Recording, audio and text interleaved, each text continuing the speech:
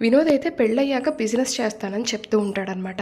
వినోద్ అసలు బిజినెస్ గురించి తెలియకుండా అందులో అడుగు పెట్టొద్దు అనేసి అమర్ అంటూ ఉంటే, అన్నయ్య అసలైతే జాబ్‌లో జాయిన్ అయ్యాక మనం అన్ని విషయాలు తెలుసుకోమా, అలాగే బిజినెస్ స్టార్ట్ చేసి అన్నీ తెలుసుకుంటానులే అనేసి వినోద్ అంటాడనమాట.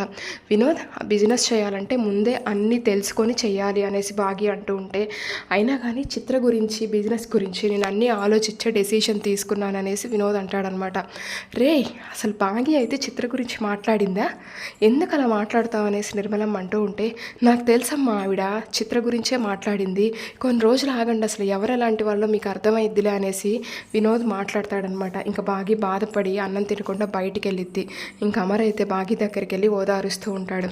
బాగి, నువ్వేం ఫీల్ అవ్వద్దు వినోద్ మాటలకి, వాళ్ళ వదిన మీద ఉన్న ప్రేమతోనే తను నిన్ను అలా మాట్లాడాడు, తొందరలోనే నీ మంచితనం తెలుసుకుంటాడులే అనేసి అమర్ అంటూ ఉంటాడనమాట. వినోద్ అన్న మాటలకి బాధగా లేదండి, అసలు ఆ చిత్ర అయితే మంచి అమ్మాయి కాదు, చిత్రతో వినోద్ పెళ్లి చెయ్యొద్దు అనేసి ఇంకా బాగి అంటదనమాట.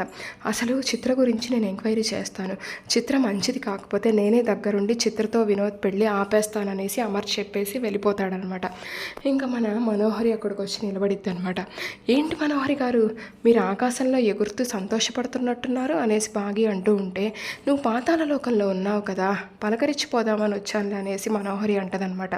అయినా కానీ వినోద్కి చిత్రకి ఇంకా పెళ్లి చేసి ఏదో కుట్ర చేయాలనుకుంటున్నావు, నేనైతే వాళ్ళిద్దరు పెళ్ళి జరిపించను, ఆపేస్తాను అనేసి భాగ్య అంటూ ఉంటే, నువ్వు వినోద్ మంచి కోసమే చిత్రతో పెళ్ళొద్దంటున్నావు, కానీ నేనైతే వాళ్ళిద్దరికి పెళ్లి చేసి నీ అంతు చూస్తాను, నీకు మనశ్శాంతి మిగిలినివ్వను అనేసి మనోహరి అంటూ ఉంటే, అయినా మనోహరి గారు ఈ పెళ్ళి నేను ఎలా అయినా ఆపేస్తాను, అలాగే మీ ఎగ్జిట్కి కూడా టైం అయిపోయింది చూసుకోండి అనేసి బాగి చెప్పి వెళ్ళిద్ది అనమాట. ఇంకా నెక్స్ట్ డే మార్నింగ్ అయితే ఇంట్లో పూజ హడావిడి ఉంటుందన్నమాట. అనామిక వచ్చేసి, ఏంటి బాగి ఇవాళ అనేసి అడుగుతూ ఉంటుందన్నమాట. అక్క ఇవాళ పౌర్ణమి కదా, పౌర్ణమి పూజ చేస్తున్నాము, అసలైనా ఇంతకుముందు పౌర్ణమి అంటే నాకేం గుర్తుండేది కాదు ఏం జరుగుతుందో, ఈ పౌర్ణమి చాలా ప్రశాంతంగా పూజ చేస్తున్నాను అనేసి ఇంకా బాగి అంటదనమాట. అప్పుడే పౌర్ణమి వచ్చేసిందా అనేసి అనామిక అయితే అంటూ ఉంటుంది. అవునక్క, అమావాస్య పోయిన 15 రోజులకి పౌర్ణమి వచ్చేసింది కదా అనేసి బాగి అంటదనమాట. అయినా అక్క అసలు అరుంధతి అక్క ఆత్మే నాలోకి దూరి ఇంకా ఇదంతా చేస్తుందా అని అనిపిస్తూ ఉంటుంది అనేసి బాగి అంటూ ఉంటే, అవును బాగి, అసలు ఆరు ఆత్మే కదా నీలోకి దూరి ఈ పెళ్లి జరిపించింది అని చెప్పావు కదా, నీకు అందుకేం అనిపిదా అనేసి అనామిక అంటూ ఉంటే, నాకే అలా చేస్తే నేను ఇంకా ఆరు అక్కకి చాలా థ్యాంక్స్ చెప్పాలి, ఇంకా ఆరు అక్కే నాలోకి దూరి ఆయనతో పెళ్లి చేసి ఇంత మంచి ఫ్యామిలీని నాకు ఇచ్చింది, ఆరు అక్కకి నేను రుణపడి ఉంటాను, ఆరు అక్కకి చాలా థ్యాంక్స్ చెప్తున్నాను అనేసి బాగి అంటదనమాట. ఇంకా అనామిక సంతోషంగా అక్కడికి వెళ్ళిపోయిద్ది అనమాట, బయటికి వెళ్ళిద్ది అనమాట. ఇంకో పక్క అయితే మనోహరి అయితే గురువు గారికి ఫోన్ చేసి మాట్లాడిద్ది అనమాట.